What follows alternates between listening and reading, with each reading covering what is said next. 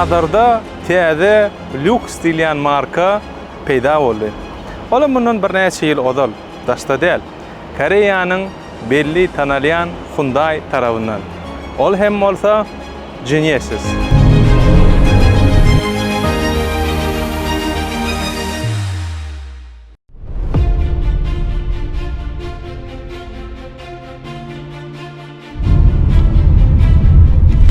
Hyundai adyny näde gazandy?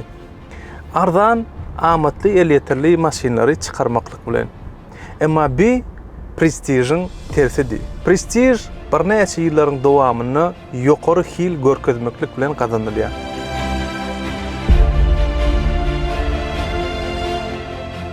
Meselem aýdaly Lexus. Lexus hem başta ýasama marka bolup çykdy. Toyota'nın marketing toparynyň döredinden pikirinden gelin aýratyn bir brand ýasalyň, üýtgeç lüks prestij awtolar çykaralyň diýip. Emma aýratynlygy nämede? Lexus ilkinji bilen döreden awtolaryny diňe bir ýokary hili bolup görünmedi. Ol hakykatdan ýokary hili ören gowy awtolar döretdi bolyn desine sürüjüleriň sevgisini gazandy. Genesis täze we üýtgeç bir lüks marka. Edil özüniň adynyň manysy ýaly. Başlangıç diýen ajaýyp ad. Emma gynansak da bu marka hem kıyın başlangıçdan başlady. Ilki iň uly sedan çykdy. Hyundai Genesis diýip atlanyrly. Soňra bolsa kiçijek küpe bolup çykdy. Ol hem Hyundai Genesis diýip atlanyrly. Genesis aslında aýratyn marka hökmüne döredilmeli. Emma uly depressiýa döwrüne kompaniýa bu ädime taýinledi. Genesis'in öz başdak marka hökmüne çykmagyny diýer ýaly 10 ýyl garaşyly. Ahyrynda bolsa öz başdak marka boldy we çykarýan ähli modelleri J1 zat diýip adally. Meselem J70, J80, J90, J80 we şoňa meňzeş.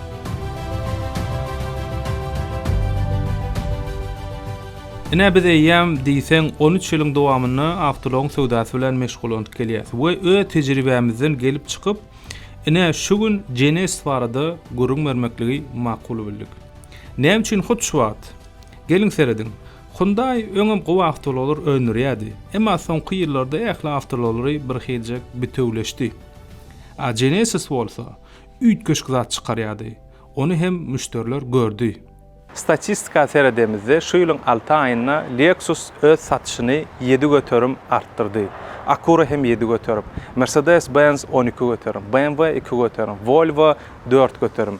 Emma Infiniti biraz kem satyşy pesagaşdy, 1 göterim. Şeýle de bolsa Genesis öňden gelýän lüks markalarynyň içinde iň çalp ösýän markalaryň biri boldy. Satyşy 17 göterip ösdi. Genesis 2023-nji ýylyň awgust aýyna çenli 1 million awtolagy satyp ulanşyga berip uly sepkide ýetdi. Bu bolsa 2015-nji ýylda döredilen täze brend üçin uly ähmiýetlidir. Munyň sebäbi nämede? Isleg.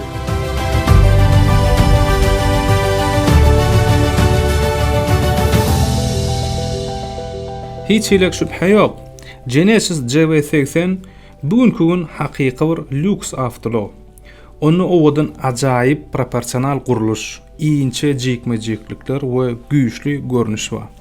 Käbir taraplar bilen Mercedes'iň Maybach klasyny hem ýadyna salýar. Emma hakykatda Bentley bilen hasy meňdeş. Edil Mercedes Maybach'ın kıyalı munnu hem yumşaklyk, yeterlik, rahatlyk bar. Çünki bu awtololarda da pneumo podveskalar oturdulan. Salonda bolsa Bang Olufsen ses ulgamy bilen enjamlaşdyrylan. 1400 watt güýçli ses berip bilýär.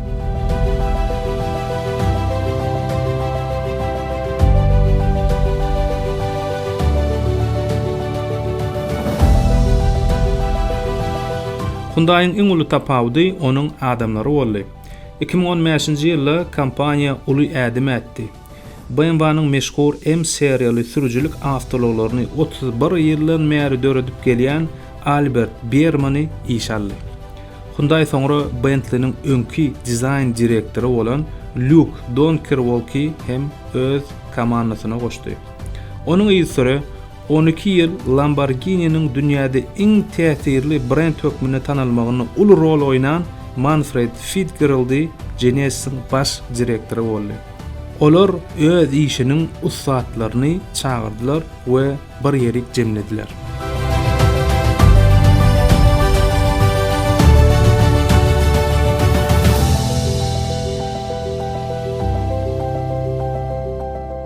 Genesis'te esasan iki görnüşli hareketlendirici kän ulanylýar. 2,5 litrlik turbirowny motor hareketlendirici we 3,5 litrlik alt silinderli turbirowny hareketlendirici. Indi CV80'ne 3,5 litrlik twin turbo 375 at gücünden gowrak güç berýär we 540 Nm tork berýär. Elbetde bu avtolog all wheel drive, yani ähli tekeri dolanýar. Indi 5 adamlyk görnüşi var hem de 7 adamlyk görnüşi var.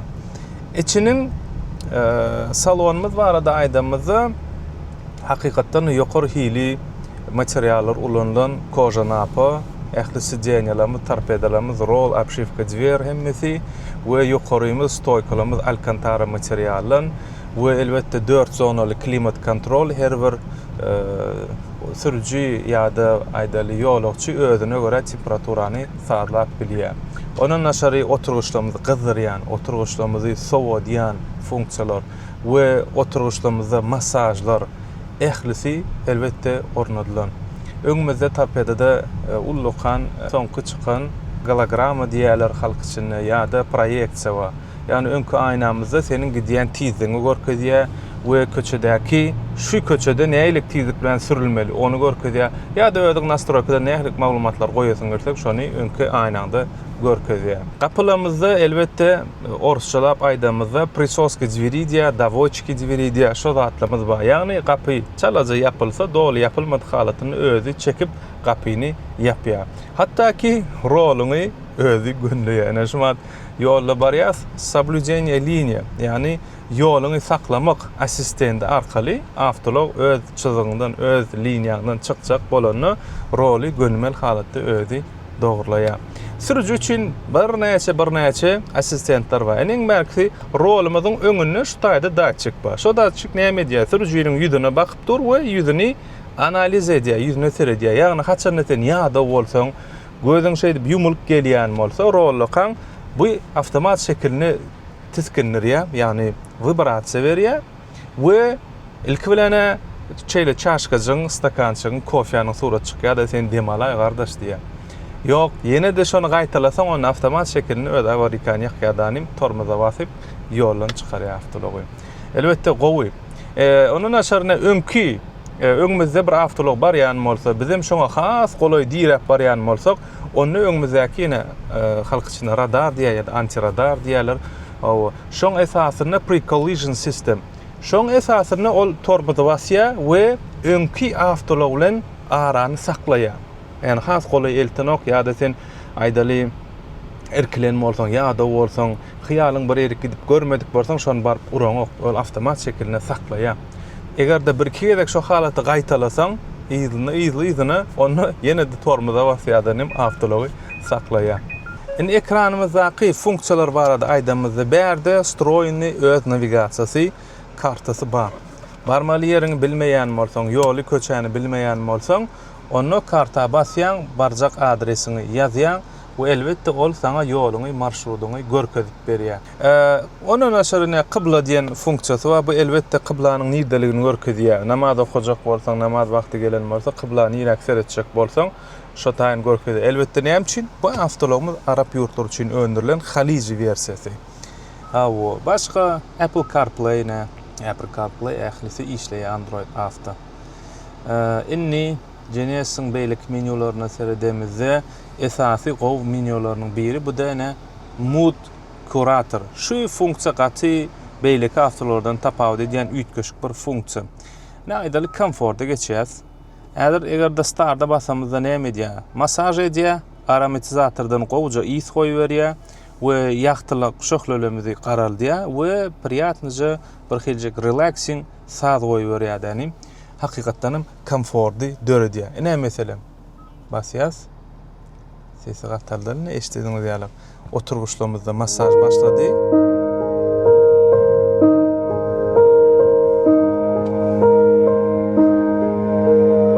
Başalar ýalyk care, ýa-da delight, ýa-da vitality, meselem bir näçe görnüşli mood kurator bolana, ýani sürüjiniň ýa-da ýolagçynyň ýagdaýyny, nastroýenýasyny ýa-da orsçalap aýdymyzda şony kurier diýen bir funksiýa, ýani ýa-da bolsaň bir komfort döredýäsiň üçin, ýa-da syýahatçy bolsaň, aýlanýan bolsaň, ona şad ýan sesler goýup owadan ýysary berýärdiň bir nastroýenýaňy şatlyğa şatlyk goşýar. Elbetde ýysymyz hem aromatizatyrymyz iki hilik görnüşi bar. Aslında üç hilik. Onu özüň haýsyny saýlasyň gelse saýlaýmaly.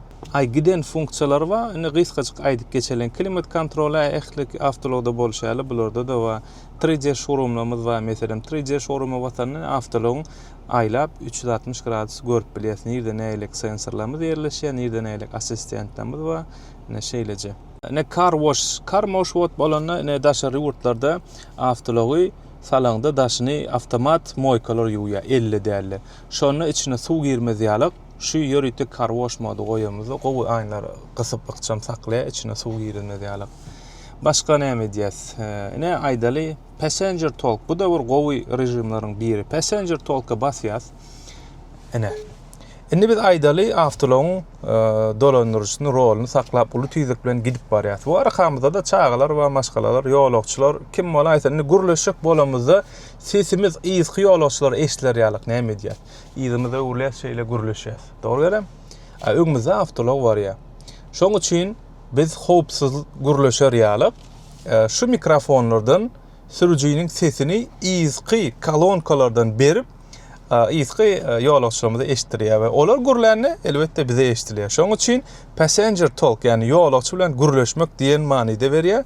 Şu funksiýamyz diýsen gowy. Mene şuny beýleki awtolarda da goýmakly maslahat berýän. Hakykatdan da peýdali funksiýalaryň biri. Terrain mode bolany dağlykda, meselem düzlükde, belentlikde barýakaňyz uklony nähilek, haýsy tekere nähilek nagruska düşýän bolsa, ählisini şu taýda görüp bilýäs.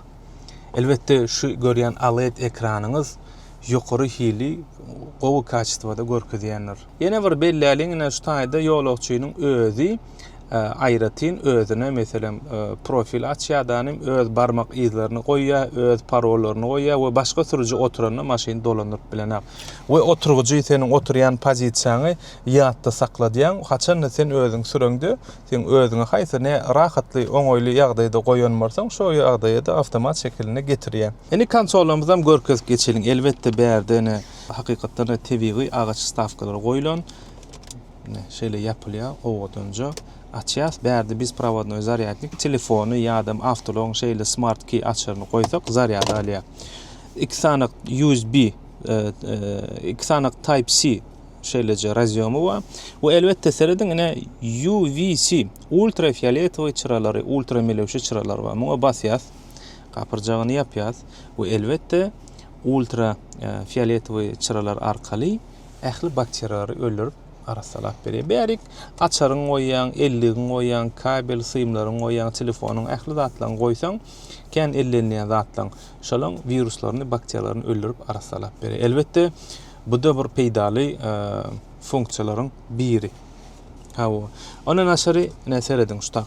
Barmak izi atpiçatka badyr. Auto hold.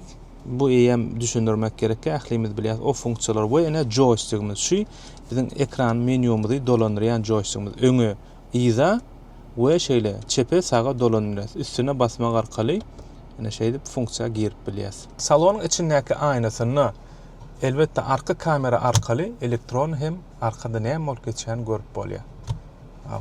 Bärde ene şeýlece owadan sos knopkalarymyz bar. Açya yapýar perdelerimizi. Bärde elbetde aýnajyk çıraly. Bunu hem özüň saglap bilýän has. Hawa gyzgyn bolsa, zat bolsa özüňe görä saglaýmaly. Tuta başlamaz. Şeýlece udobny, rahat, amatly awtolog. Awtologumyzyň arka setirindäki, arka hataryndaky oturgujymyzda oturamyzdaky prostranstvo diýip giňişlik barada aýdylyň. Köp awtolary kiçirek bolýar, rahatsyz, oňoýsuz bolýar. Ene men sürücü hökmünde ne şu ýagdaýda oturýan. We şu ýagdaýda da oturgucy üýtgetmän çykýan. Ene arkasyna oturalyň. Ene arka gapyny açýas. Hiç zady üýtgedimiz ýok. We şu şekilde de oturýas. Ene seredin. Ýokarymyzda aýdaly 5-6 barmak ýalyk yer bar, patolog bilen. Men boýum 1 metr 85 sentimetr. Ýani men boýdaşlarym ýa-da gysgarak adamlar bolsa hassa. We öňümdäki oturguç bilen hem ene şeýle 4 barmak, 5 barmak ýaly yer bar. Elbetde bärde de perdelemiz bar. Knopkalary basmak arkaly gallyryp düşürip bolýar. Öňümizde ullakan ekran, bärde de YouTube, Netflix ähli programmalary görüp bolýar. Klimat kontrol özüňize görä temperaturan sarlap bolýar, oturuşlar gyzdyrýar, sowudýar we bärde de elbetde elimizi goýmany podlakotnik şeýleje. Hawa. Bärde elbetde pultymyz bar. Ekranlar üçin pultda ekrany dolandyp bolýar. Hakykatdan bir prestijny lüks awtolog. Arkamızda 3-nji setrimiz bar. 7 adamlyk awtolog, o taýda öz çağalaňyzy, zatlaňyzy yerleşdirip bilýäňiz. Indi arka bagajymyz näçe litr diýip aýdamyza, bagajyň knopkasy edil şu taýda yerleşýändir. Şunu basmak arkaly arka bagajymyzy açýas.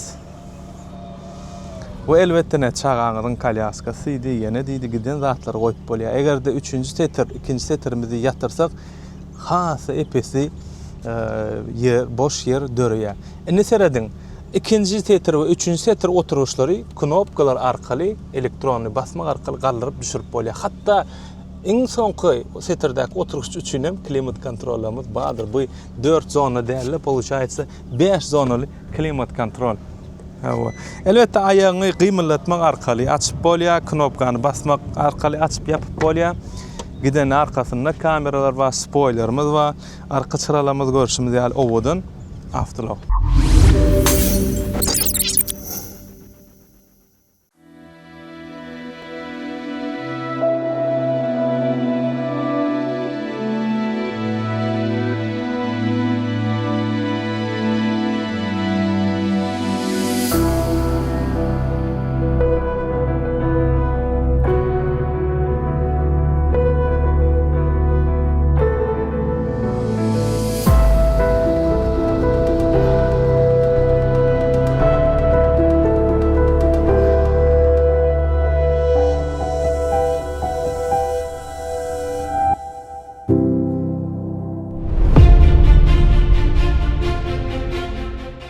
Gelin indi bolsa Genesis'in beýleki modelleri barada durup geçeliň.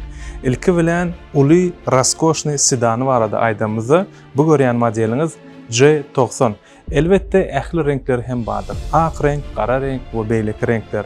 J90 sedan klasslarynyň içinde ýekejesi aýra tynlykda tapawutlanýar. Bu hem onuň podveskasy. Yani lidarlaryň kömegi bilen ýollardaky çukurlary, ýollardaky beýiklikleri görüp we avtomat şekilde özü teker gallyryp şak düşürýär.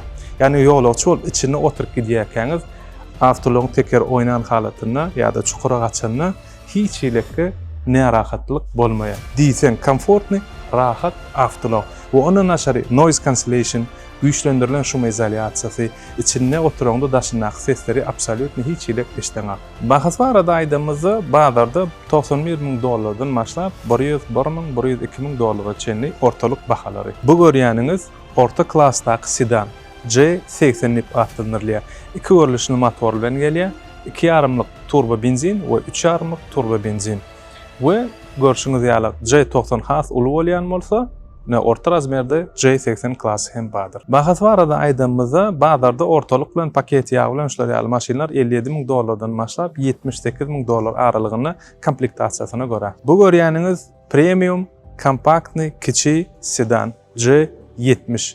5 adamlyk we 2 görnüşli hereketlendiricide gelýär. 2,5-lyk turbo benzin we 3,5-lyk turbo benzin. Bahasy $42,000 başlaýar.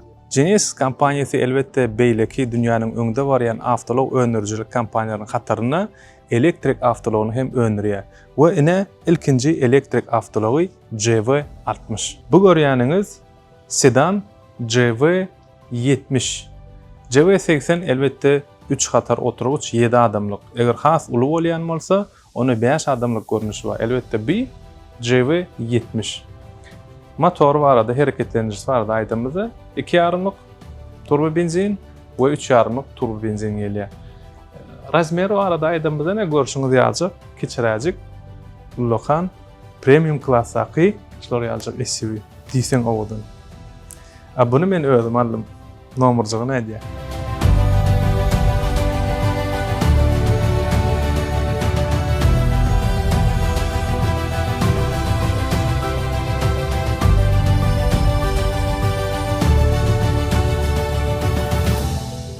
Biz bu wagt Genesis G90 raskoşny premium sedan avtologyny test edýäs.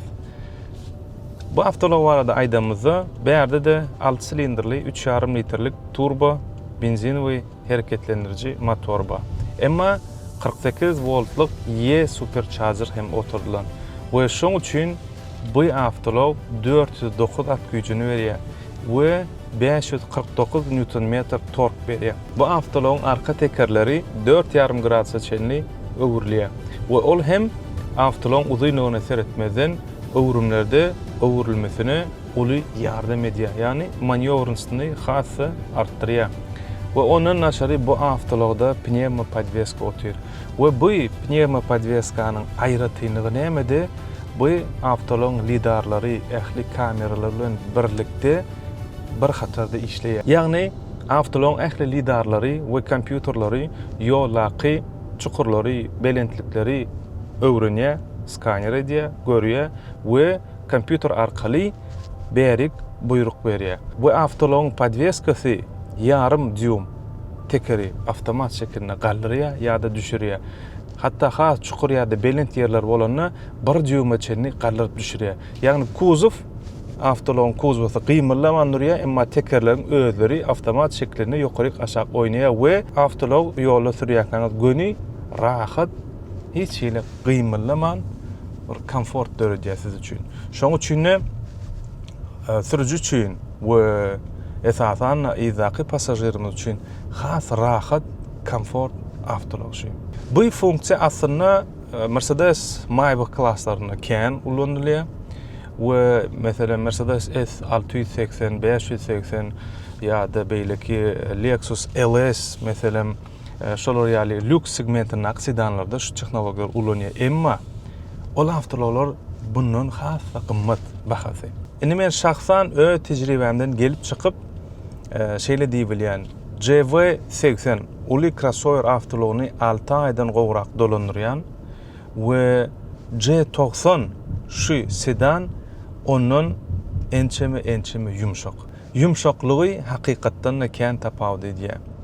Ol dogry crossover avtolog otaýda da pnevmo podveska oturdulan. Emma bu sedan hakykatdan da günnülük ýaşaýyş üçin, günnülük lüks gözleýän sürüjüler üçin tüýs gerek avtolog. We ýene bir aýratynlygy. Bu keçijek ýöne egerde siz şoňa öwrenşseňiz, onu her bir avtolog oturaňyzda şo funksiýany isler durasyňyz. Ol hem edil Rolls-Royce'ň hyýalyk gapylary avtomat şeklinde yapmak. Sen geldiň avtologa oturdyň. Aýdaly ýene egilip eliň bilen gapyny çekip yapmalylar. Şoň orna şu taýda içinde salonda knopkalar oturdulan. Geldiň avtologa oturdyň, knopkany bassaň avtomat şeklinde gapylary yapýar. Önkü gapylary we şol sanly ýytky gapylary hem.